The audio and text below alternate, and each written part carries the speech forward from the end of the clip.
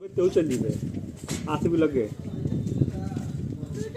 बतावा साला के आज जो कुछ में रोज थी ना काय वापस कर दो ना जेलो आज खाली का आवाज का हाथ सुन करो बोले वापस कर दो सर ना ना ना कानपुर जेल में गए के जेल में गए ओ इति हाउ चिड़ी हुआ चिड़िया खाना में ले गेलो लासा छोड़ दो लासा फिर छोड़ दो लासा नहीं वापस कर दो हां बनल बताओ बोला ना का डॉक्टर दियालो का वो का करे भी नहीं करो अब बिल्कुल अब हो गया खा ले लो